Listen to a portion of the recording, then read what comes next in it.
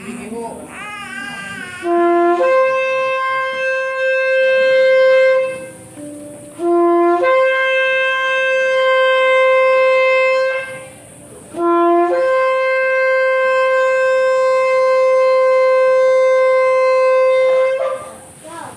kemuliaan buat Tuhan kita yang kasih. Shalom Bapak Ibu yang terkasih dalam Tuhan. Shalom. Shalom. Gimana rasa lelahnya? Terobati di tempat ini. Oleh sebab itu Bapak Ibu kita akan beribadah dengan penuh sukacita. Kalau Robert nggak bermain dari nggak apa-apa. Silakan Pak Robert, saya minta tolong. Karena di sini kita adalah keluarga dan keluarga adalah kita. Iya. Saya undang Bapak Ibu bangkit berdiri dulu. Karena tadi sudah lelah menanjak-nanjak, berkeliling-keliling. Jadi kita akan gerakan badan ke kanan dan ke kiri. Kita goyang dulu dan tos kanan kiri, katakan Yesus dahsyat. 1, 2, 3. Yesus dahsyat. Semuanya keluar dari kursi. Iya, Yesus dahsyat. Yesus dahsyat. Haleluya. Sudah kita kanan kiri, kita akan katakan Yesus dahsyat. Kita hitung sampai 3. 3, 2, 1. Yesus dahsyat. 3, 2, 1. Yesus dahsyat. Kami lagi katakan 1, 2, 3. Yesus dahsyat. Saya persilakan Bapak Ibu untuk duduk kembali. Kita akan satukan hati kita. Di cuaca yang cerah ini kita akan mengucap syukur. Tuhan telah menyertai kita dalam perjalanan sampai tempat ini karena Tuhan mengasihi kita. Bapak Ibu Saudara, pribadi lepas pribadi, kita akan datang di hadapan Tuhan. Nggak lihat ke kanan, nggak lihat ke kiri. Kita akan matikan sebentar untuk ponsel kita. Kita akan angkat hati kita sebagai ucapan syukur. Bapa yang baik, kami mengucap syukur atas anugerah kasih-Mu Tuhan, sehingga kami sampai di tempat ini tanpa kekurangan satu apapun Tuhan. Kami mengucap syukur untuk kesehatan yang Tuhan beri. Biarlah Tuhan di awal kami beribadah Tuhan, kami akan mengadakan acara di Makarena ini Tuhan. Engkau memberkati kami pribadi lepas pribadi Tuhan, sehingga waktu kami datang, kami pulang tidak sia-sia, tapi kami membawa damai sejahtera daripada Tuhan.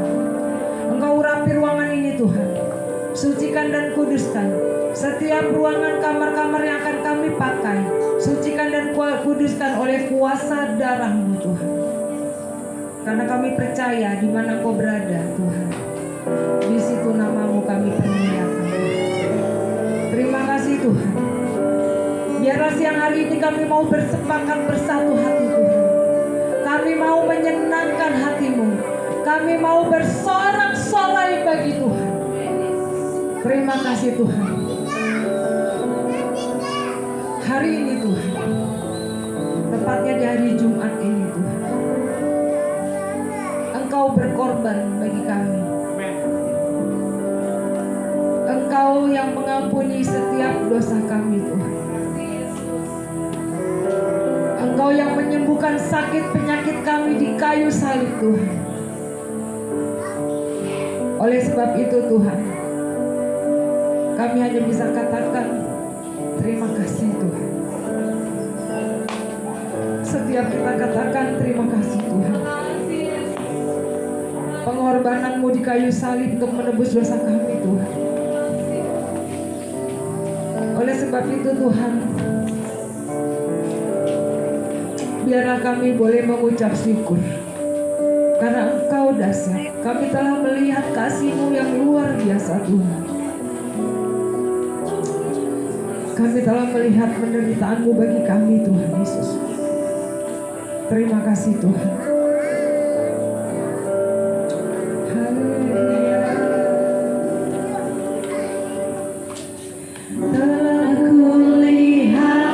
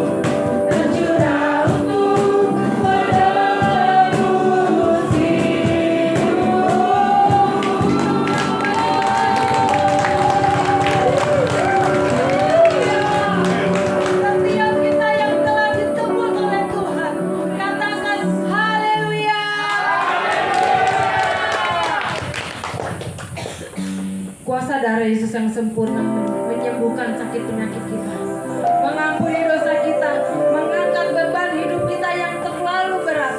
Untuk itu saudara, saat ini Tuhan kita tergantung di kayu salib untuk menebus dosa kita semua. Amin. Bapak Ibu Saudara, adakah sukacita? Amin. Yang sukacita katakan Yesus Dahsyat. Haleluya. 1, 2, 3. Yesus Dahsyat. Haleluya. Betapa bahagianya kita mempunyai Tuhan yang hebat, Tuhan yang dahsyat. Tuhan bilang kalau ada Tuhan, siapakah musuh kita? Nggak ada. Amin. Karena kita di sini adalah umat tebusan Allah. Tidak ada satu kuasa pun yang bisa menerobos masuk ke kita. Dia berhadapan dengan Allah kita yang besar. Amin Bapak Ibu. Kita akan menari bersama, bersorak-sorai. Tangannya tidak dilipat tapi bertepuk tangan untuk Tuhan. Haleluya. Haleluya.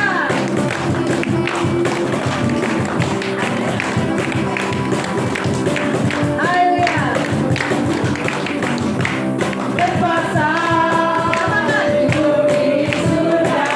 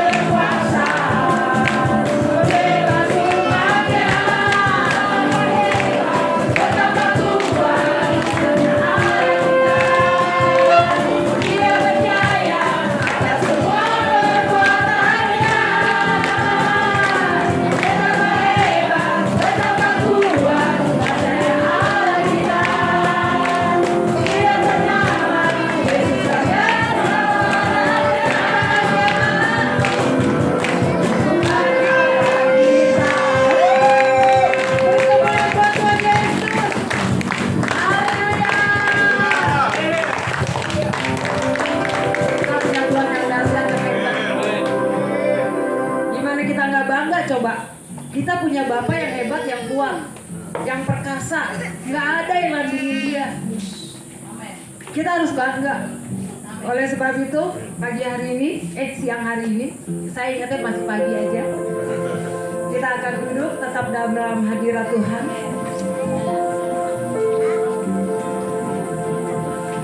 Betapa hebat Tuhan kita. Kalau kita bicara tentang Tuhan Yesus kita, nggak ada habis-habisnya kasihnya. Kasihnya begitu hebat, begitu dahsyat, sampai kita hanya bisa kagum dan hormat. Oleh sebab itu, Bapak Ibu Saudara, setiap kita akan hormat akan hadirat Tuhan. Kita akan menundukkan hati kita, mengizinkan Roh Kudus masuk dalam hidup kita, menguasai hati, pikiran, tubuh, jiwa kita. Terima kasih Tuhan Yesus. Biarlah setiap kami di tempat ini Tuhan, kami kagum akan Engkau Tuhan. Kami menghormati kehadiran-Mu Tuhan Yesus. Terima kasih Tuhan. Haleluya. Kau sungguh indah tiada taranya, sungguh menakjubkan, sungguh menakjubkan, sungguh ajaib, sungguh ajaib Tuhan.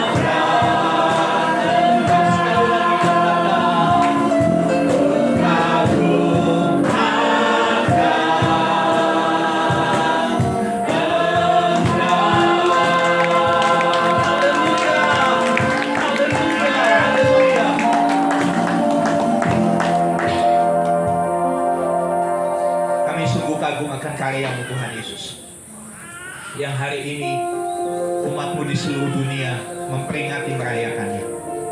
Kami tahu kematian di kayu salib bukanlah kekalahan, tapi justru kematian-Mu di kayu salib adalah kemenangan sejati, di mana dosa telah dikalahkan, maut telah dipatahkan, dan pengampunan dicurahkan untuk setiap kami yang percaya. Terima kasih Tuhan. Kami bersyukur hari ini kami ada di tempat ini. Kami siap terima berkat-Mu. Nyatakan isi hati-Mu pada setiap kami. Buat kami mengerti akan rencana-Mu yang ajaib dalam hidup kami. Buat kami mengerti akan keagungan karya-Mu Tuhan. Sehingga perayaan Jumat Agung bukan hanya sekedar seremonial, bukan hanya ritual, tapi kami boleh memaknainya dengan penuh kesadaran bahwa sungguh kami adalah orang-orang yang beruntung karena kami boleh mengenal Tuhan Yesus Kristus. Terima kasih Tuhan. Di dalam nama Tuhan Yesus, nyatakan isi hati buat setiap kami. Memberkati teman-teman kami yang sudah melayani dalam pujian penyembahan. Kami percaya jerilah mereka di dalam Tuhan tidak menjadi sia-sia. Tuhan yang memberkati, Tuhan yang mengembangkan setiap talenta mereka. Terima kasih Bapa. Di dalam nama Tuhan Yesus kami berdoa. Kami siap terima firman-Mu. Katakan amin, amin. Silakan duduk Bapak Ibu Saudara. Terima kasih untuk teman-teman yang sudah melayani dalam pujian penyembahan. Ya. Saudara yang dikasih Tuhan, hari ini menjadi hari yang spesial buat orang yang percaya kepada Kristus. Ya. Kenapa saya katakan spesial? Ya. Satu kematian diperingati dan dirayakan. Saya coba mencoba searching di internet, tidak ada satu tokoh agama pun yang kematiannya diperingati. Tidak ada satu tokoh agama pun yang kematiannya dirayakan. Tapi justru Yesus Kristus Tuhan kita, kematiannya dirayakan dan diperingati. Saudara yang dikasih Tuhan, ada apa sih? Kita akan lihat. Belum muncul? Jangan melamun Kang Edo. Bisa kelihatan nggak di layar? Kita membuka di dalam Yohanes 19 ayat yang ke-30. Yohanes 19 ayat yang ke-30. Yohanes 19 ayat yang ke-30. Saya akan bacakan bagi Bapak Ibu. Demikian firman Tuhan. Sesudah Yesus meminum anggur asam itu, berkatalah ia, sudah selesai. Lalu ia menundukkan kepalanya dan menyerahkan nyawanya. Bapak Ibu Saudara yang dikasih Tuhan, sudah selesai. Ya sudah selesai. Kok baru datang sudah selesai? Bukan itu maksudnya ya Saudara. Ya, perkataan Tuhan Yesus di kayu salib, sebelum dia menyerahkan nyawanya, ada 1-2 kata. Kalau dalam bahasa Indonesia 2 kata, sudah selesai. Tapi kalau dalam bahasa Yunaninya, bahasa asli yang digunakan pada saat itu, yang tertulis di Alkitab Perjanjian Baru, tetelestai. Ya, apa artinya? Ya, nggak kelihatan di situ ya, karena lumens proyektornya kurang. Ya, sudah selesai. Dalam bahasa aslinya, tetelestai dalam bahasa Yunani. Itu dalam bahasa Inggris, it is finished atau it is done, komplit. Saudara yang dikasih Tuhan, satu hal dari perkataan ini menunjukkan bahwa Yesus Kristus menyelesaikan misinya dengan tuntas. Di kayu saliblah misi Kristus yang lahir ke dunia menjadi manusia. Allah yang menjadi manusia itu misinya sudah selesai. Jadi Tuhan Yesus datang ke dunia bukan untuk bikin agama Kristen, no. Kristus tidak bawa agama, tapi Kristus bawa berita sukacita. Kristus bawa kabar gembira. Yesus lahir ke dunia bukan hanya untuk menyembuhkan orang sakit, mengadakan mujizat, macam-macam mujizat yang kita baca di kitab Injil. Bukan untuk itu. Tapi misi yang utama adalah menyelamatkan manusia yang berdosa. Amin. Menyelamatkan manusia yang berdosa. Ketika saya berkata menyelamatkan manusia yang berdosa, dalam penuh kesadaran saya yang ngomong begitu, juga berkata, itu saya. Bilang sama sebelahnya, itu saya. Karena tidak ada seorang pun yang tidak berdosa. Betul? Tidak ada seorang pun yang tidak berdosa. Ada di sini yang berani berkata, oh Pak, saya nggak pernah berdosa. Justru ketika diangkat tangan bilang gitu, dia lagi berdosa, ya kan? Dia lagi berdosa, dia lagi menyogokkan diri, dia lagi menyangkali perbuatannya. Nah, saudara yang dikasih Tuhan, kematiannya bukan sebuah kekalahan, tapi kematiannya adalah sebuah kemenangan. Makanya kita rayakan. Dan bersyukur pemerintah Indonesia mengakui hari ini diberi tanggal merah. Nah, saudara yang dikasih Tuhan, sudah selesai. Apanya yang sudah selesai? Bukan kisahnya Yesus sudah selesai, ya bukan episode kehidupan Kristus sudah selesai, bukan. Tapi mari kita akan belajar, saudara. Ya, Yesaya 53. Yesaya 53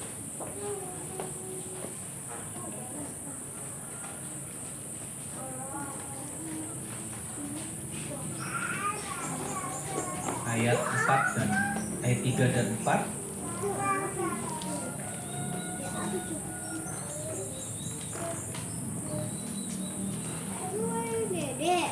Ayat 4 dan 5, ya. Yesaya 53 ayat 4 dan 5. Tetapi sesungguhnya penyakit kitalah yang ditanggungnya, dan kesengsaraan kita yang dipikulnya. Padahal kita mengira ia kena tulah, dipukul dan ditindas Allah. Tetapi ia tertikam oleh karena pemberontakan kita. Ia diremukkan oleh karena kejahatan kita. Ganjaran yang mendatangkan keselamatan bagi kita ditimpakan kepadanya. Dan oleh bilur-bilurnya kita menjadi sembuh. Bapak Ibu Saudara yang dikasih Tuhan, dosa manusia itu seperti hutang. Seperti hutang yang tidak mungkin terbayarkan. Dosa manusia seperti hutang yang tidak mungkin terbayarkan. Bukan karena banyaknya, tapi memang tidak mungkin terlunasi dengan usaha manusia. Firman Tuhan berkata, kebaikan manusia itu seperti kain kotor. Saya kadang-kala membuat satu perumpamaan seperti ini, saudara. Kalau wadahnya itu kotor, apapun yang dihidangkan di atas wadah itu ikut kotor. Betul? Apa yang menjadi makanan kesukaan saudara? Robert, makanan kesukaannya apa? Boleh tahu? Apa? Rendang. Ya. Ini orang Padang sejati. Gak bisa lepas dari rendang. Iya. Rendang. Kira-kira kalau Pak Robert datang ke rumah saya sajikan rendang, tapi saya sajikannya di atas pispot. You know pispot? Tahu? Tempat kotoran itu kalau orang sakit, buang air besar di pispot kan? Tapi pispotnya udah saya cuci, atau pispot baru deh. Mau nggak? Katanya suka, gimana sih? Kenapa? Nah, itu dia. Masalahnya kan di situ. Ya kan? Bukan masalah di rendangnya, betul? Tapi masalah di wadahnya.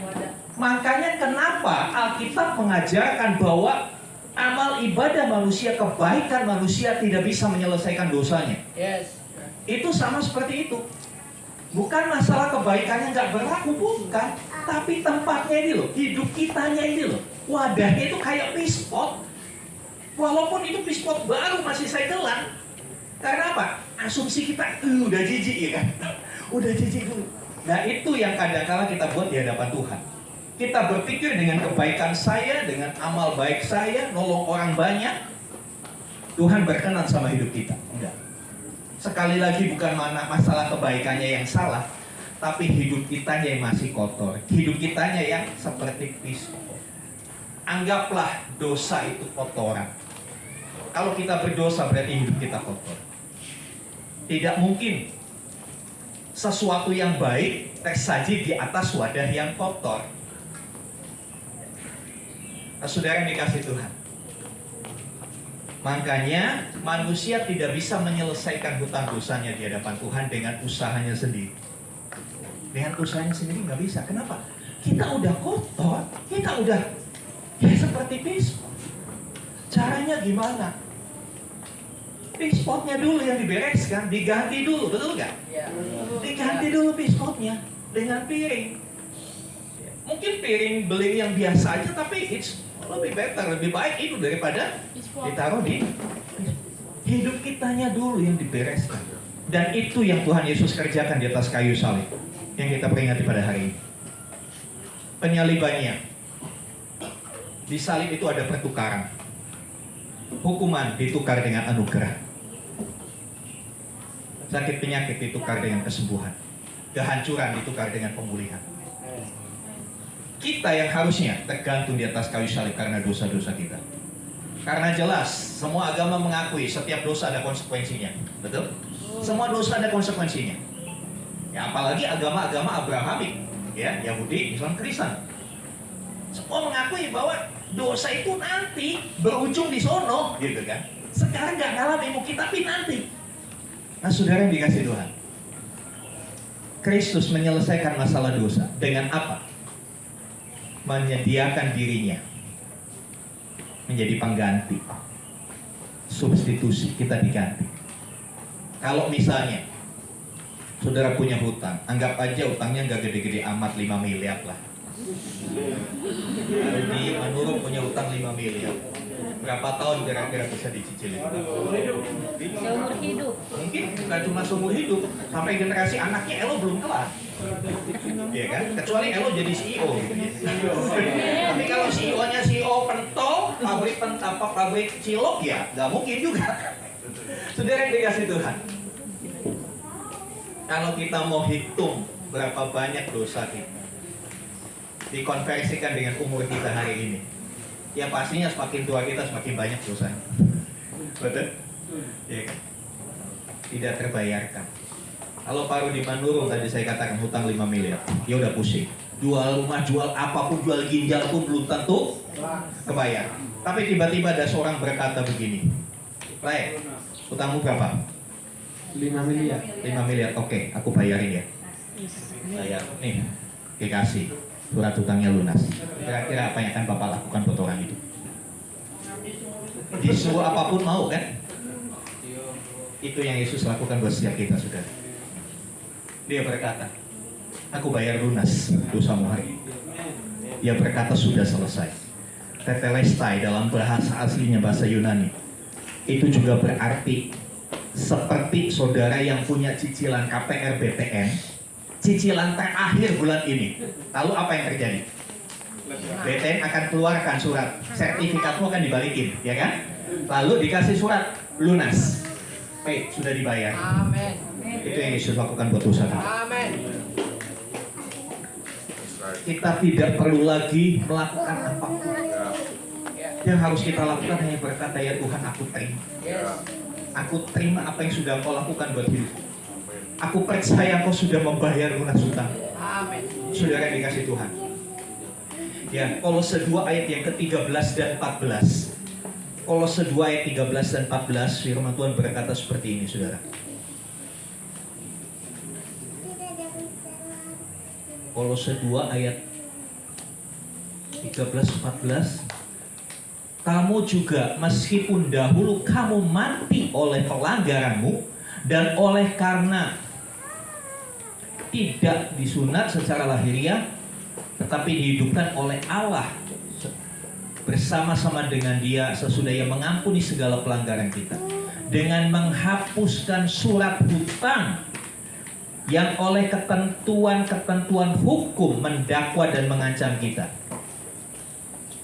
dan itu ditiadakannya dengan memakukannya pada kayu salib. Jadi apa yang Yesus lakukan di atas kayu salib itu seperti menghapuskan surat hutang kita. Menghapuskan surat hutang kita.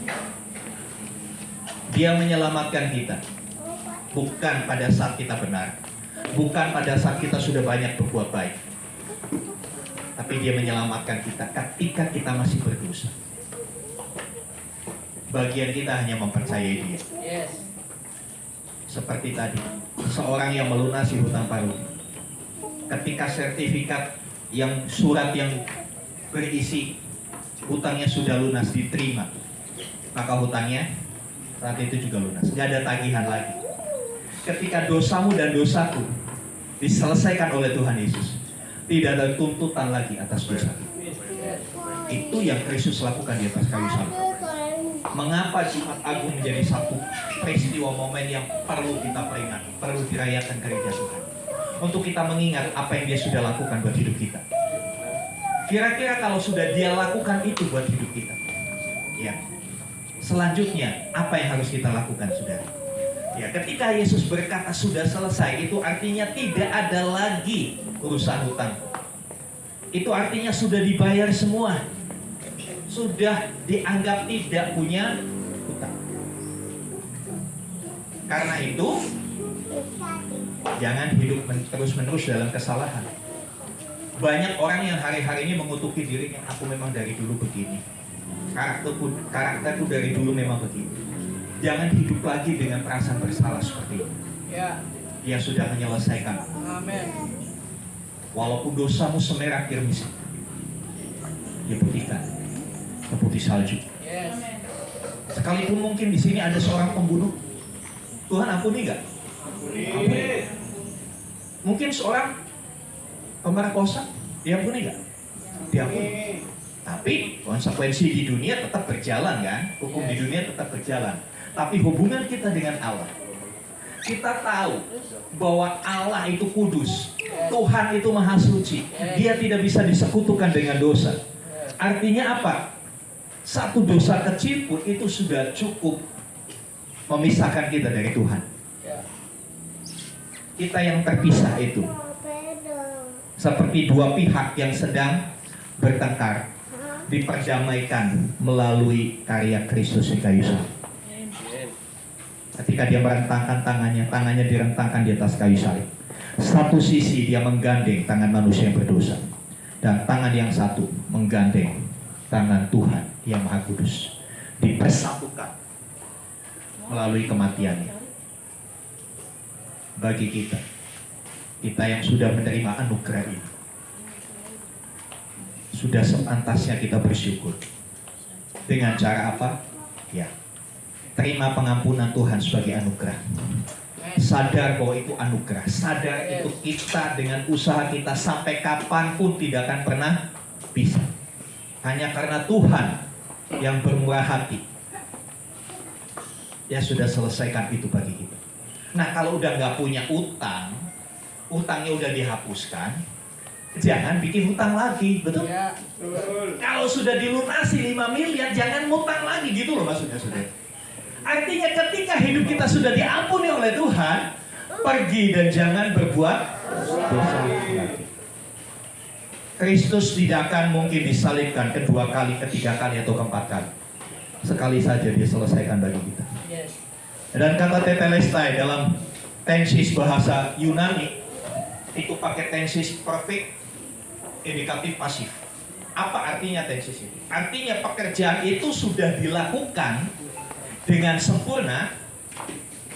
Dampak dari apa yang Dia lakukan masih berlaku sampai hari ini dan sampai akan datang. It's perfect. Bentuk perfect adalah bentuk sempurna.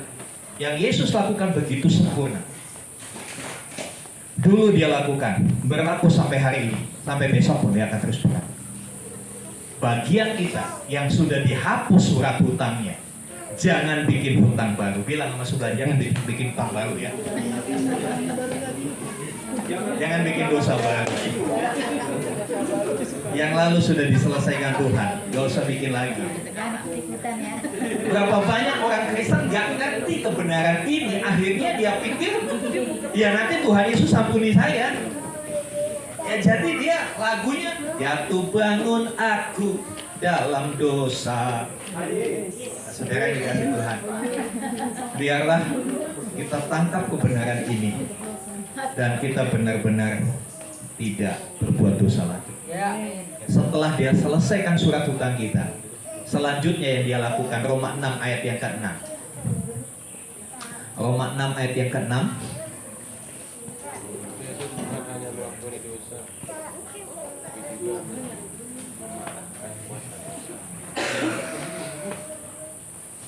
Demikian firman Tuhan, Roma 6 ayat yang ke-6. Karena kita tahu bahwa manusia lama kita telah turut disalibkan, supaya tubuh dosa kita hilang kuasanya, agar jangan kita menghambakan diri lagi kepada dosa. Banyak orang berkata begini, Pak, saya melihat banyak orang Kristen, bahkan pendeta masih suka tuh berbuat dosa. Maka saya akan menjawab, kamu mau ikut seperti itu? Ya kan? Saudara dikasih Tuhan, banyak orang yang kok sudah jadi orang Kristen, sudah dibaptis, bahkan ada orang yang akhirnya menunda, saya nggak mau dibaptis. Kenapa tuh? Yang udah dibaptis juga hidupnya masih begitu. Kenapa keputusanmu tergantung orang lain? Iya kan? Kenapa keselamatanmu harus tergantung orang lain? Masuk surga itu sendiri-sendiri, nggak pakai gandeng-gandengan, saudara. Iya kan? Nggak pakai gandeng-gandengan. Ya, bisa jadi nanti terjadi anaknya masuk surga, bapaknya nggak masuk surga, saudara. Iya, karena hitungannya di hadapan Tuhan, ya, setiap orang bertanggung jawab sama perbuatannya. Yes. Nggak bisa dosa saya ditanggung bapak saya, nggak bisa. Nah, saudara yang dikasih Tuhan, mari kita perhatikan. Dikatakan di sini, ya, bahwa manusia lama kita telah turut disalibkan supaya tubuh dosa kita hilang kuasanya, agar jangan kita menghambakan diri lagi kepada dosa. Kenapa banyak orang yang masih menghambakan diri kepada dosa?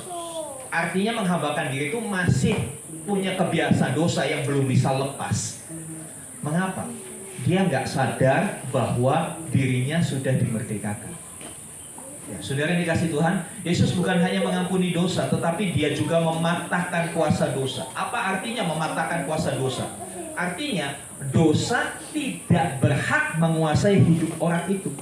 Jadi di pihak dosa sudah tidak punya hak untuk menguasai hidup kita. Tapi kita punya kehendak bebas.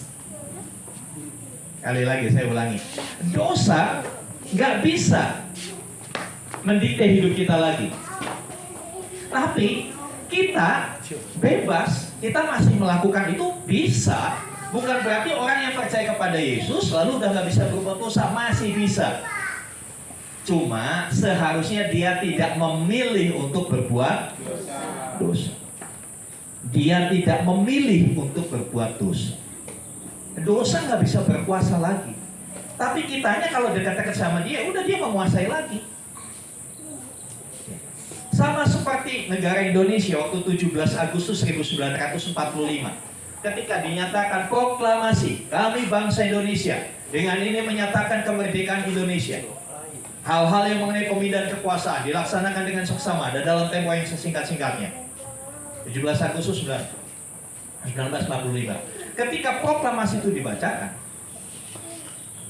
penjajah gak berhak lagi.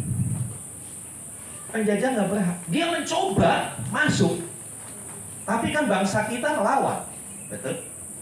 Penjajah berusaha, Belanda berusaha bikin agresi lagi, tapi kita melawan. Seharusnya kehidupan Kristen seperti itu. Ketika kita sudah mendeklarasikan, saya mau menerima surat pembebasan hutang dari Yesus. Saya terima karya Yesus di atas kayu salib. Iblis akan coba deketin kita lagi, tapi dia nggak berkuasa. Pilihan di tangan kita. Judi online atau tidak judi online, pilihan di tangan siapa, saudara? Di tangan saudara, bukan di tangan istrimu. Di tangan saudara. Di jempol saudara. Kalau saudara klik, ya udah ikut. Saudara yang dikasih Tuhan.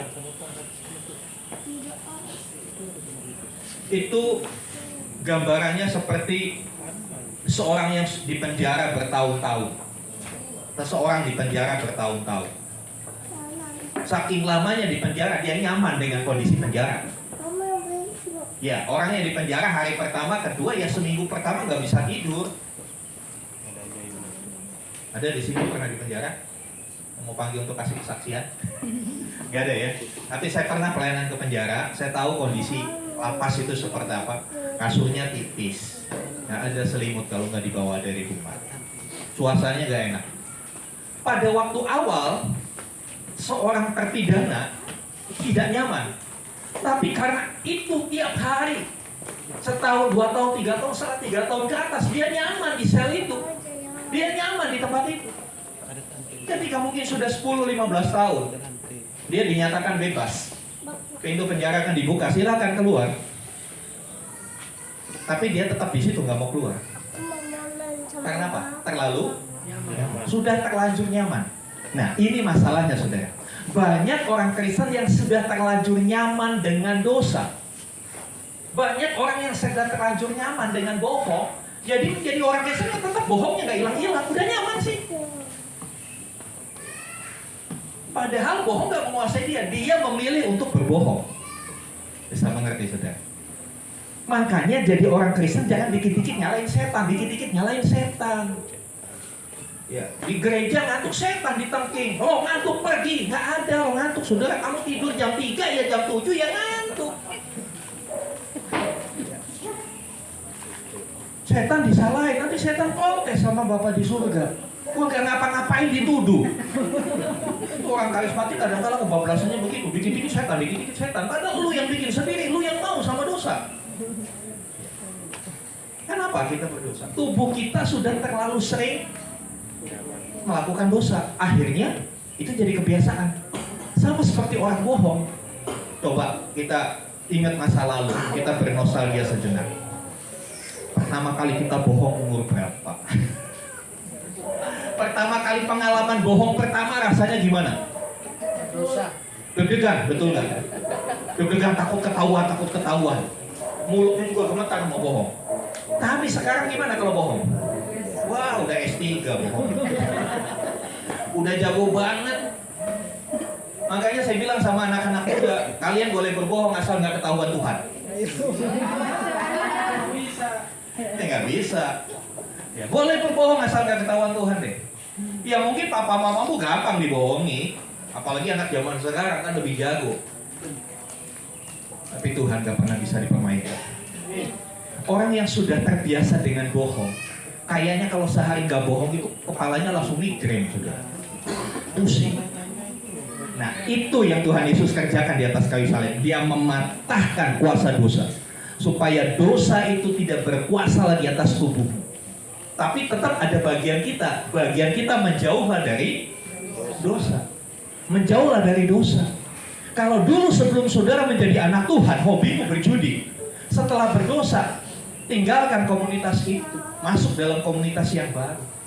Karena biar bagaimanapun juga, ya, kalau saudara sehat masuk dalam kumpulan orang yang pilek, sekuat apapun imun tubuh saudara, kalau saudara tiap hari bergaul dengan orang pilek, kena pilek juga. Ya. Saudara nggak suka judi, tapi mainnya nongkrongnya di tempat judi. Cepat atau lambat pasti ikutan di situ. Saudara, perhatikan, di atas kayu salib Tuhan sudah selesaikan. Kita sudah dibebaskan. Karena itu hiduplah sebagai orang yang bebas. Bebas bukan berarti bebas mau gue. Bebas maksudnya bebas dari dosa. Bebas dari dosa. Ya, jangan mau lagi dibelenggu. Ya, kita baca Galatia 5 ayat 1. Ya, Kristus sudah membebaskan kita. Kita jangan mau lagi. Galatia 5 ayat 1, demikian firman Tuhan, supaya kita sungguh-sungguh merdeka. Karena Kristus telah memerdekakan kita. Karena itu berdirilah teguh. Dan jangan mau lagi dikenakan hukum perhambaan. Ini yang seringkali jadi masalah. Kristus sudah memerdekakan kita, tapi kitanya masih dekat-dekat dengan dosa. Kitanya tidak mau berpisah. Bilang sudah putus tapi masih chattingan sama mantan.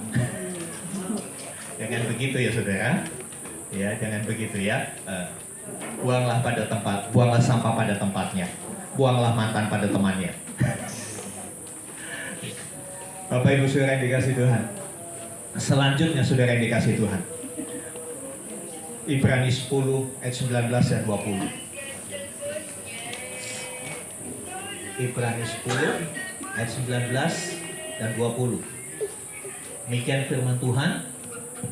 Jadi saudara-saudara, oleh darah Yesus kita sekarang kita sekarang penuh keberanian dapat masuk ke dalam tempat kudus. Karena Ia telah membuka jalan baru dan yang hidup bagi kita melalui tabir, yaitu dirinya sendiri. Saudara yang dikasihi Tuhan, kematian Kristus yang pertama tadi, Dia menyelesaikan utang dosa kita. Selanjutnya, kematian Kristus mematahkan kuasa dosa. Kita sebetulnya dikasih kemampuan untuk bisa menolak dosa. Masalahnya mau apa? Tidak. Kita dikasih kemampuan untuk mengampuni, tapi kadang-kala kita masih memelihara sakit hati. Kita masih memelihara dendam. Tuhan sudah kasih kemampuan, tinggal masalahnya kita yang putuskan. Ketika kita memutuskan untuk say goodbye dengan hidup yang lama, maka Tuhan Yesus katakan, kita dengan penuh keberanian datang menghadap Tuhan. Artinya apa? Tadi sebelum Kristus mati di atas kayu salib, manusia dengan berbagai cara berupaya mendekati Tuhan, tapi tetap tidak berhasil. Karena apa? Kebaikan manusia nggak ada artinya di hadapan Allah. Sekarang Kristus membuka jalan itu. Ya. Sebelum salib manusia terpisah dari Allah karena dosa. Ya. Kematiannya membuka akses manusia kepada Allah.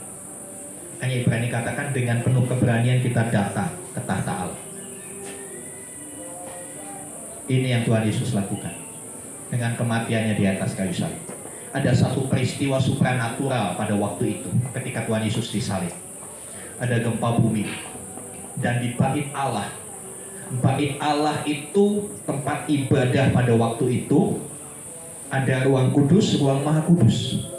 Ruang maha kudus itu nggak boleh orang masuk di situ. Ada tabir, ada tirai yang menghalangi. Tapi pada saat kematiannya, tirai itu terbelah. Tidak ada penghalang lagi untuk datang kepada Allah. Melalui siapa kita datang kepada Allah? Melalui Kristus. Yohanes 14 ayat 6 dikatakan, Yesus berkata, aku adalah jalan dan kebenaran dan hidup. Kalau tokoh-tokoh agama lain menunjukkan jalan, iya, saya percaya mereka menunjukkan jalan. Kalau mau ke surga harus begini, harus lakukan ini. Harus berdoa begini. Harus puasa, harus ini, harus itu. Tapi Yesus bukan hanya menunjukkan jalan. Dia menjadi jalan. Dia menjadi jalan. Because He's a way. Karena Dia adalah jalan itu sendiri. Jadi kalau mau datang kepada Allah, jalannya lewat Yesus Kristus Tuhan. Dia yang sudah menyelesaikan semuanya begitu sempurna buat kita. Bagian kita tinggal melangkah datang kepada Allah dan berkata, Tuhan, ini aku. Terima kasih untuk apa yang Tuhan sudah lakukan. Sehingga kita sebagai anak-anak Tuhan bisa datang kepada Tuhan setiap saat. Bukan cuma sehari 3 kali, bukan cuma seminggu sekali. Setiap saat kita bisa datang kepada Tuhan. Tapi sedihnya banyak orang Kristen yang malas datang kepada Tuhan. Banyak orang Kristen lebih suka datang ke mall daripada datang kepada Tuhan. Padahal aksesnya sudah dibuka. Saya kasih contoh, kalau kira-kira saudara dapat kartu akses untuk ketemu Pak Prabowo setiap saat, apa yang saudara lakukan? Manfaatin itu sebaik mungkin, betul nggak? Ada perlu apa-apa, saudara datang pada Pak Presiden. Nggak ada, nggak akan dicekal sama Pas Pampres. Tunjukin aja kartunya. Wah ini, Pak Giri, silakan. Seperti itu, Tuhan itu sudah memberikan akses kita datang kepada Bapa. Kapanpun, whenever and wherever. Kapanpun dan dimanapun kita bisa datang kepada Tuhan. Datang kepada Tuhan bukan hanya pada saat ibadah seperti hari ini. Setiap saat saudara bisa datang kepada Tuhan. Itu kartu akses yang diberikan kepada kita. Itu privilege yang luar biasa buat saudara dan saya. Tapi berapa banyak kita mau menggunakan privilege itu? Kita biasanya, orang Kristen anak Tuhan itu datang kepada Tuhan kalau apa? Kalau ada masalah, betul nggak? Kalau ada masalah, makanya jangan heran hidupmu penuh masalah. Malas datang sama Tuhan sih. Seorang Krunya Yayasan Elizabeth Rumah Duka pernah ngomong sama saya nggak sebut namanya.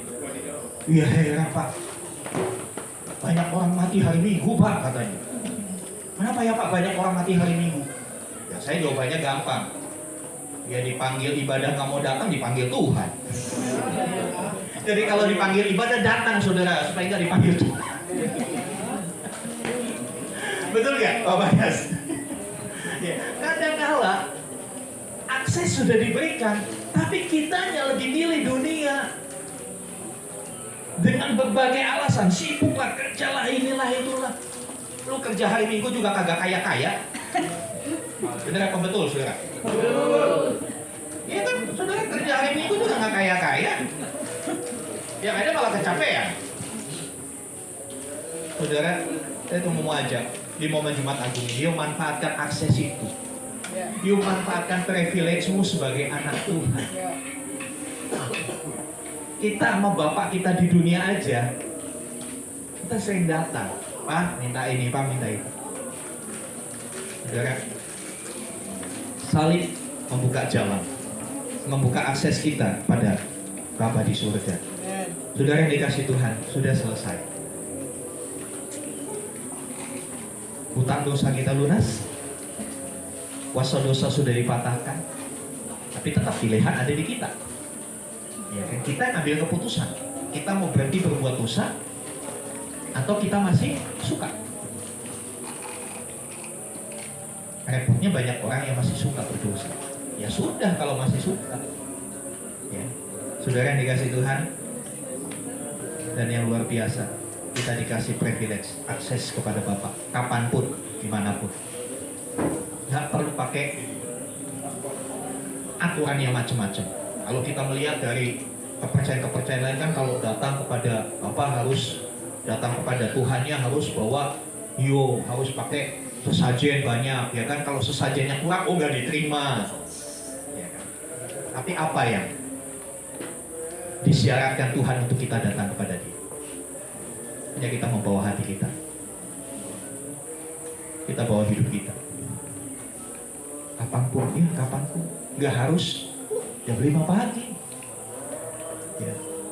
Nggak harus jam 5 pagi. Ya. Kalau saudara baru tidur jam 4 pagi, jam 5 pagi suruh berdoa, cuma pindah tempat aja tidurnya. Makanya nanti malam jam 11 harap sudah masuk kamar istirahat, karena besok pagi 2 pagi jam 5. Amin. Ya, karena besok pagi jam 5 2 pagi. Saya tidak mau saudara hanya pindah tidur dari kamar, dibangunin dia bangun, si cuci muka, datang ke sini, pindah tidur di sini. Saudara yang dikasih tadi, manfaatkan privilege kita, hak istimewa kita untuk datang kepada Tuhan. Ya. Siapakah, minggu lalu saya katakan, siapakah orang yang paling dikenal Tuhan? Ya orang yang sering datang sama Tuhan. Ya kalau saudara sering datang sama Tuhan, Tuhan kenal saudara. Saudara percaya deh, kalau saudara datang ke rumah temanmu tiap hari, orang itu akan bilang ini, bosan lu lagi. Tapi kalau saudara datang kepada Bapa di surga tiap hari, dia nggak akan bilang, ada apa sih lu lagi. Enggak. Dia dengan penuh sukacita menyambut kita. Dia mengenal kita. Dan orang yang dikenal kita, privilege-nya lebih. Betul? Kalau saudara datang tiap hari ke Istana Negara ketemu Pak Prabowo, saudara akan selalu diingat sama Pak Prabowo, ya kan? Kalau kita tiap hari datang kepada Tuhan, Tuhan akan ingat saudara. Bahkan mungkin saudara belum berdoa pun Tuhan ingat, oh ya, anakku ini belum diberkati, aku berkati hari ini. Mari, sepulang dari tempat ini, kita mau lebih sering lagi datang sama Tuhan. Amin. Amin. Ya, saudara, sudah selesai bukan akhir cerita. Ini adalah awal kehidupan yang baru. Amin. Mari sama-sama kita bangkit berdiri. Kembali tim praise and worship posisinya.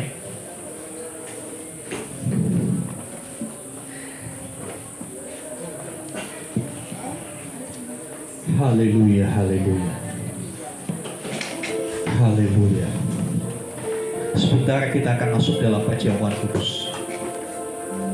Saya berharap perjamuan kudus bukan hanya rutinitas, tapi kita bisa benar-benar memaknai. Roti dan anggur adalah materi biasa. Roti dan anggur bukan jimat. Sekali lagi,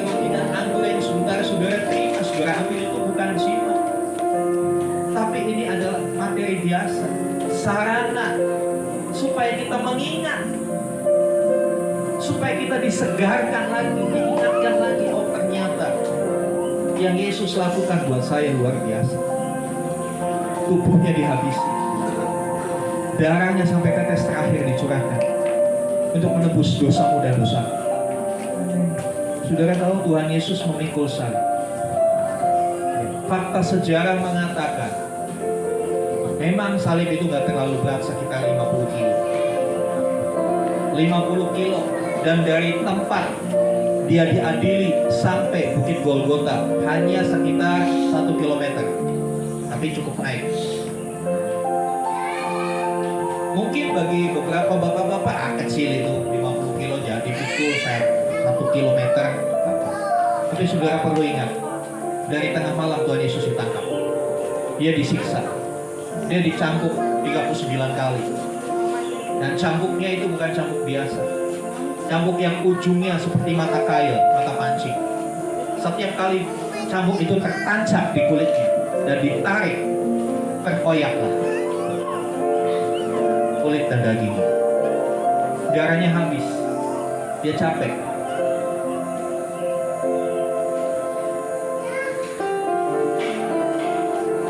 Sehingga di tengah perjalanan dia harus terjatuh beberapa kali, 3 kali. Untuk apa dia lakukan itu, saudara? Ya, untuk dia bayar dosamu dan dosaku, saudara.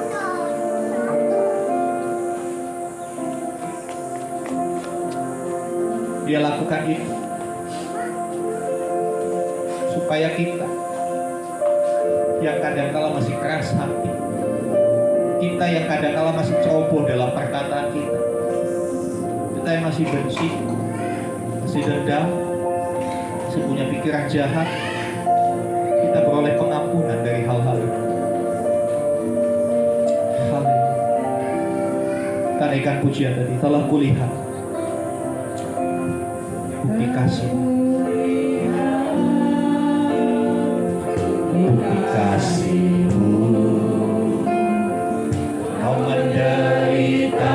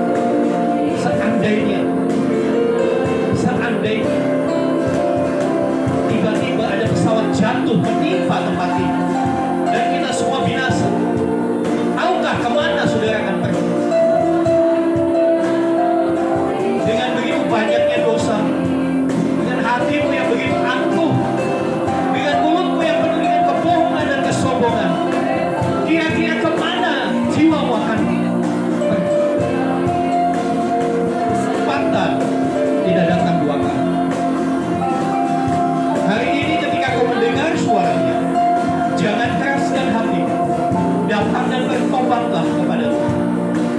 Hampirilah Tuhan. Terima anugerahnya. Terima surat penghapusan hutangmu itu. Dia sudah kerjakan di atas kayu salib 2000 tahun yang lalu. Dan sampai hari ini itu masih berlaku buat saudara dan saya. Kau yang sungguh percaya, kau yang mau mengambil surat pelunasan hutang itu, angkat tanganmu. Tuhan, aku orang berdosa. Aku perlu Engkau, Tuhan. Dengan kekuatanku, aku gagal dan selalu gagal untuk menyenangkanmu. Tapi karya Tuhan Yesus di atas kayu salib mematahkan kuasa dosa. Kita dimampukan untuk menang dari dosa. Haleluya. Terima kasih Tuhan Yesus. Siapa saja boleh mengambil perjamuan kudus. Syaratnya satu, saudara percaya bahwa Yesus Kristus sudah mati mengampuni dosa Amin. dan Dia bangkit memberikan pengharapan bagi hidup. Sesimpel itu, saudara. Saudara akan menerima berkat yang besar dalam hidup.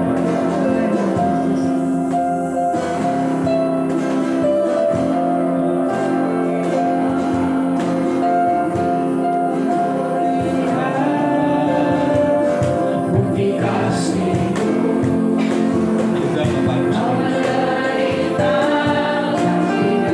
Naikkan pujian ini sambil saudara berdoa kepada Tuhan.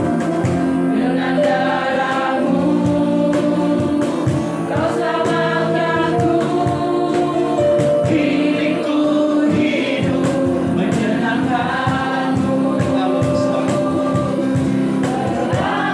besar.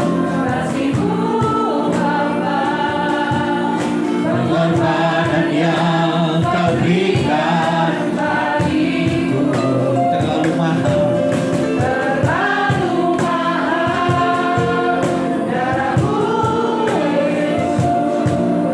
Tercurah untuk menebus hidupku terlalu besar.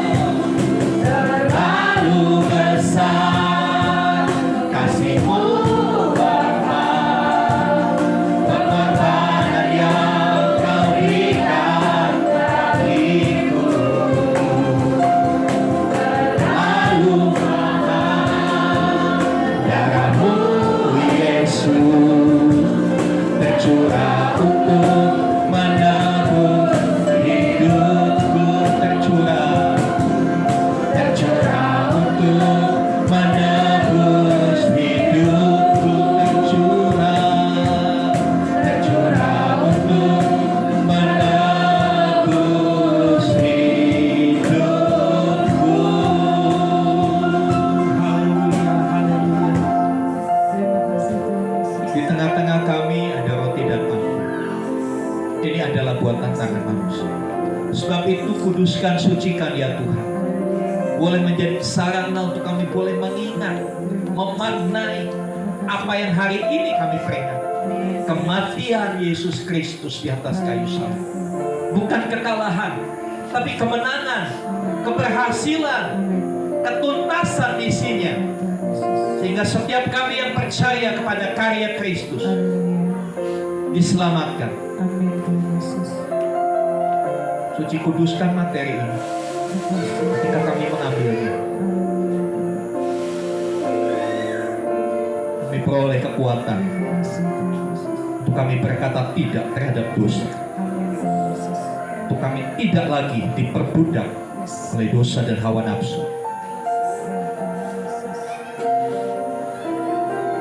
Ketika kami mengambilnya, ketika kami menikmati perjamuan kudus ini, biarlah kami disadarkan akan privilege yang Tuhan beri kepada kami. Kami boleh datang kepada Bapa kapanpun, dimanapun. Terima kasih Tuhan. Kami yang berdosa boleh datang menghampiri tahta-Mu yang maha suci. Terima kasih Tuhan. Silakan saudara mengambil tubuh dan darah Tuhan. Telah kulihat telah kulihat bukti kasih-Mu. Kau menderita kita dengan darah-Mu.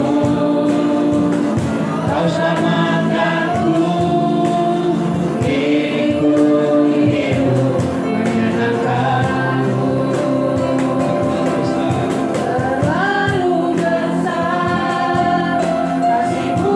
Bapa, pengorbanan yang Kau berikan bagiku. Terlalu mahal darah-Mu Yesus, tercurah untuk menebus hidupku. Terlalu besar kasih-Mu Bapa, pengorbanan yang Kau berikan bagiku. Terlalu mahal darah-Mu Yesus, tercurah untuk menebus hidup. Terlalu besar kasih-Mu, terlalu besar kasih-Mu Bapa, pengorbanan yang Kau berikan bagiku. Terlalu mahal darah-Mu Yesus, tercurah untuk menebus hidupku. Tercurah untuk menebus hidupku. Tercurah untuk menebus hidupku. Apakah ada saudara yang belum mendapatkan? Baik, kalau sudah, mari setiap pribadi berdoa. Sadari karyanya. Dia sudah selesaikan itu bagi saudara dan saya. Begitu sempurna, tuntas, tidak tersisa. Sampai setiap kita beroleh keselamatan, bukan hanya di dunia, tapi sampai kepada kekekalan. Saudara akui tubuhnya sudah dicurahkan, dipecah-pecah bagi kita. Di atas kayu salib darahnya sudah dicurahkan untuk membasuh hati dan pikiran kita, hidup kita yang bergelimang dosa. Tangannya yang satu memegang kita, tangannya yang satu memegang tahta Allah. Kita dipertemukan, kita diperdamaikan, sehingga kita boleh datang kepada Allah kapanpun kita mau. Mari saudara, persiapkan roti dan anggur. Angkat roti lebih tinggi dari kepala kita. Hormati apa yang Yesus sudah lakukan buat hidupmu. Sebelum saudara memakannya, saya beri kesempatan saudara buat pengakuan dosa di hadapan Tuhan. Akui semua. Akui semua. Datang kepada Tuhan apa adanya. Tidak perlu pakai topeng. Tidak perlu ditutup-tutup. Tidak ada gunanya kita menutupi sesuatu di hadapan Tuhan. Toh Dia adalah Allah yang Maha Tahu. Haleluya. Ya, kita boleh dipersatukan dengan tubuh dan darah Tuhan dalam kekudusan. Karena firman-Nya berkata, jadi barang siapa dengan cara yang tidak layak makan roti dan minum cawan Tuhan, dia berdosa terhadap tubuh dan darah Tuhan. Karena itu hendaklah tiap-tiap orang menguji dirinya sendiri, dan baru sesudah itu ia makan roti dari cawan itu. Karena barang siapa makan dan minum tanpa mengakui tubuh Tuhan, ia mendatangkan hukuman atas dirinya. Sebab itu banyak di antara kamu yang lemah dan sakit, dan tidak sedikit yang meninggal. Kalau kita menguji diri kita sendiri, hukuman tidak menimpa kita. Mari uji dirimu di hadapan Tuhan, saudara. Haleluya. Haleluya, haleluya. Haleluya, haleluya. Mari dengarkan firman Tuhan. Jika saudara percaya, saudara katakan amin. Sebab apa yang telah aku teruskan kepadamu, telah aku terima dari Tuhan, yaitu bahwa Tuhan Yesus pada malam waktu ia diserahkan, mengambil roti, dan sesudah itu ia mengucap syukur atasnya. Ia memecah-mecahkannya dan berkata, inilah tubuhku yang dimeteraikan bagi kamu. Perbuatlah ini menjadi peringatan akan aku. Bukankah roti yang kita angkat adalah persekutuan dengan tubuh Kristus? Amin. Kita makan bersama-sama di dalam nama Tuhan Yesus.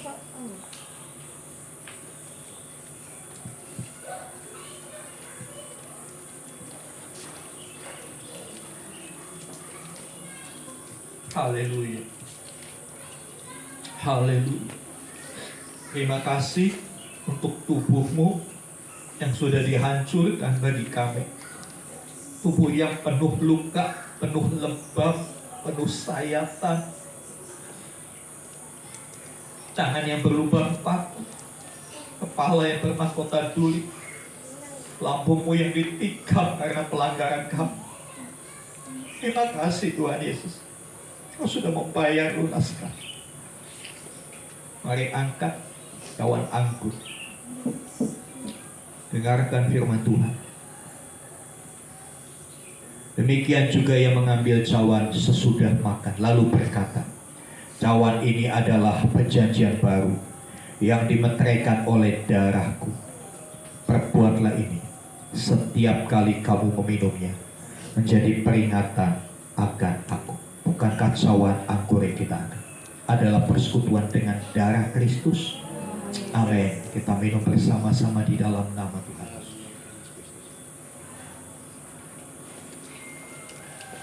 Haleluya. Haleluya. Ucapkan syukurmu, saudara. Berkata-katalah kepada Tuhanmu yang sudah menebus, yang sudah membayar lunas hutangmu. Ucapkan sesuatu, sampaikan sesuatu kepada Tuhan. Sampaikan sesuatu kepada Tuhan. Jangan diam. Sampaikan sesuatu. Dia ingin mendengar apa yang ingin kau sampaikan hari ini. Dia ingin mendengar pengakuan. Dia ingin mendengar komitmenmu. Ya, saya rasa dia ada di mana. Dia begitu dekat. Kepada beberapa orang Tuhan berkata, ini aku, jangan takut. Pada beberapa orang dia berkata, aku mengasihi. Pada orang yang lain dia berkata, aku menanti pertobatan.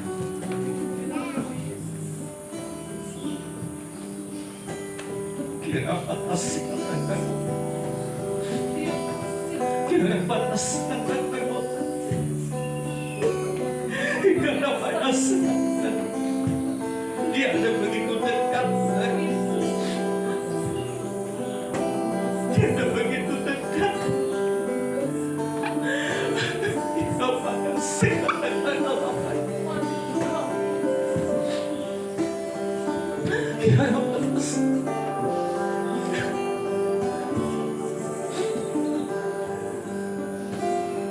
Melihat beberapa orang ditepuk bahunya oleh Tuhan.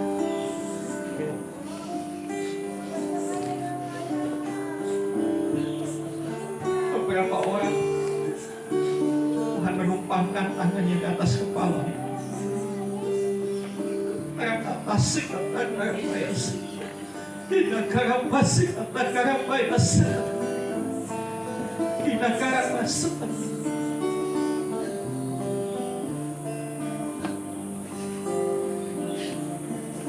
Terlalu besar kasih-Mu, pengorbanan yang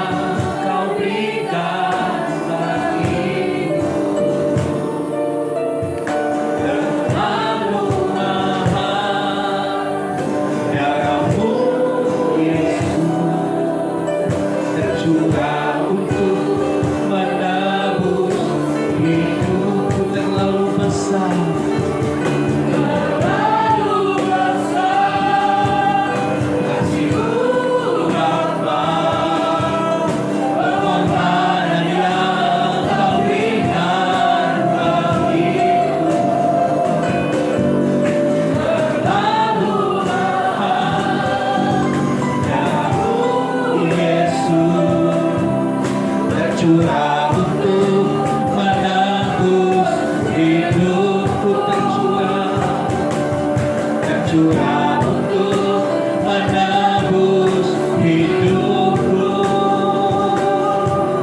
tercurah untuk menebus hidupku. Haleluya, haleluya, haleluya, haleluya. Terima kasih Tuhan. Terima kasih. Tuhan Yesus, Engkau sudah menyelesaikan semua bagi kami. Bagianmu sudah selesai Tuhan. Bagian kami adalah untuk kami datang kepadamu. Untuk kami berkata, aku tidak mau lagi hidup dalam masa lalu. Aku tidak mau lagi hidup dalam dosa-dosa. Aku mau hidup sesuai dengan kebenaran firman. Dan biarlah Roh Kudus memberikan kekuatan pada setiap kami. Untuk kami boleh hidup dalam kebenaran. Untuk kami benar-benar terpisah dari dosa, mati dari dosa. Terima kasih Tuhan. Ini baru awal Kau mengerjakan hidup kami di tempat ini. Lanjutkan karyamu Tuhan. Kami tahu bukan kebetulan kami boleh ikut acara ini, tapi kami adalah orang-orang yang masuk dalam radarnya Tuhan untuk mengalami hal yang dahsyat dari Tuhan. Terima kasih Tuhan. Berkati sesi-sesi selanjutnya, acara-acara selanjutnya, biar kami boleh menikmati bukan hanya berkat dari Tuhan, tapi kami boleh menikmati kebersamaan sebagai satu keluarga. Karena firman-Mu berkata, oh betapa indahnya dan betapa eloknya bila saudara seiman hidup dalam persatuan. Kami mau menjadi orang-orang yang menggenapi firman Tuhan ini. Terima kasih Bapa. Dalam nama Tuhan Yesus kami berdoa. Haleluya, haleluya. Amin, amin. Silakan duduk Bapak Ibu Saudara. Terima kasih untuk Bapak Pendeta Obaja Irawan. Bapak Ibu diberkati oleh Tuhan. Hari ini kita sudah dibebaskan oleh Tuhan. Segala kuasa maut sudah dikalahkan. Mari Bapak Ibu, kita akan persiapkan untuk persembahan. Saya mohon Ibu Dorta buat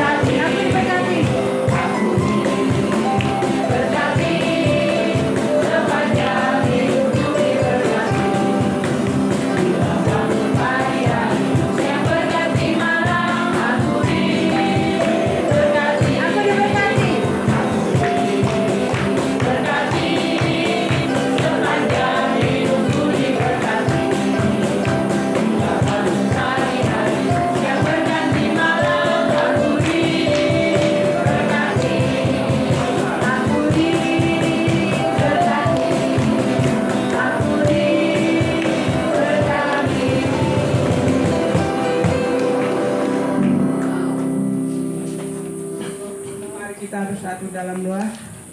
Kami mengucap syukur Tuhan di siang hari ini atas kebaikan-Mu Bapa. Kami ada di tempat ini, jemaat-Mu. Kami sudah menyembah Tuhan, kami sudah memuji Tuhan. Kami merasakan hadirat-Mu ada di tengah-tengah kami Tuhan. Biarlah Tuhan kami semua yang ada di sini, kami berserah kepada-Mu. Kami percaya Tuhan, Engkau yang besar selalu melindungi kami. Biarlah kami menikmati segala kasih-Mu Tuhan. Terima kasih Bapa. Di sini persembahan kami Tuhan. Berkatilah Tuhan persembahan ini, biarlah ini kami pakai untuk kemuliaan nama Tuhan. Berkatilah semua Tuhan jemaat di tempat ini. Berkati pekerjaan mereka Tuhan. Berkati usaha kami Tuhan. Terpujilah nama-Mu dalam nama Tuhan Yesus Kristus kami bersyukur. Haleluya. Amin. Terima Terima kasih untuk Ibu Dorta dalam pelayanannya. Tuhan Yesus memberkati. Baik. Kami memulai sesuatu yang indah bersama dengan Tuhan. Sebentar kami akan menikmati santap siang bersama. Kau memberkati setiap makanan dan minuman yang disediakan, membuat kami tetap energik, tetap sehat, tetap boleh bersemangat dalam memuji Tuhan. Memberkati teman-teman yang mengolahnya, kiranya jerih lelah mereka tidak sia-sia di hadapan Tuhan. Kami boleh bersyukur karena kami boleh menikmati santap siang yang luar biasa. Gerakan sesi-sesi selanjutnya, kami mau terlibat dalam setiap acara karena kami mau terima berkat yang penuh dari Tuhan. Mari Bapak Ibu arahkan hatimu, buka hatimu. Sekarang terimalah rahmat anugerah dari Bapa di surga dalam kasih karya Tuhan Yesus di atas kayu salib. Bersama persekutuan Roh Kudus, pengurapannya nyata atas setiap kita. Terimalah berkat-berkat jasmani. Diberkatilah apapun yang kau kerjakan. Diberkatilah usaha. Engkau yang sekolah, yang kuliah, diberkati engkau dalam studi. Sehingga hidupmu boleh memancarkan kemuliaan Tuhan. Diberkatilah engkau secara rohani. Imanmu semakin berakar, bertumbuh dan menghasilkan buah. Pengharapanmu makin teguh di dalam Kristus. Dan kasihmu makin nyata kepada semua orang. Jadilah berkat dimanapun Tuhan menempatkan saudara. Karena pada saatnya Tuhan Yesus akan datang kembali, menjemput kita, membawa kita masuk ke tempat yang telah Dia sediakan. Supaya di mana Tuhan Yesus berada, di situ kita boleh berada. Dengan penuh syukur kami terima berkat-Mu ya Bapa. Di dalam nama Tuhan Yesus Kristus. Yang percaya katakan, Amin.